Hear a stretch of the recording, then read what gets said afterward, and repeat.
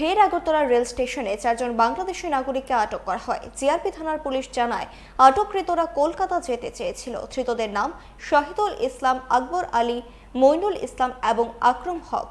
মঙ্গলবার বিকেলে তাদের আটক করার পর বুধবার তাদের আদালতে পেশ করা হয়। গতকালকে 4 জন বাংলাদেশি নাগরিককে আমরা আগরতলা রেল স্টেশনে গ্রেপ্তার করা হয়। তো অ্যাকচুয়ালি তারা অবৈধভাবে আমাদের ইন্ডিয়ার বর্ডার ক্রস করে এখানে এসেছিল। তো তারা সবাই বলছিল যে তারা কলকাতা যাবে। তো তাদের ওই পারপাস বলছে যে কাজকর্ম করার এরকম বলছেন। তো যাই হোক, আমরা ইন্টারোগেশন এখনও চলছে, কি উদ্দেশ্য বা এর পিছনে কী কারণ। তো এই নিয়ে আমরা আগরতলা জিআরপি থানাতে একটা মামলা গ্রহণ করি, যার মধ্যে আমাদের যে নতুন একটা আছে BNS foreigner act, IPP act. তো এই মামলা আমরা একটা নিয়েছি তাদের এগেনস্টে। তো আজকে তাদের মহামান্য আদালতে প্রেরণ করা হবে।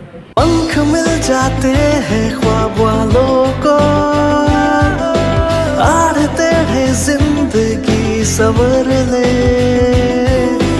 ऊंची ऊंची उड़ाने मुस्काने, उस मीठे पल का भरोसा तू कर ले। जिंदगी में कुछ बनो है टेक्नो।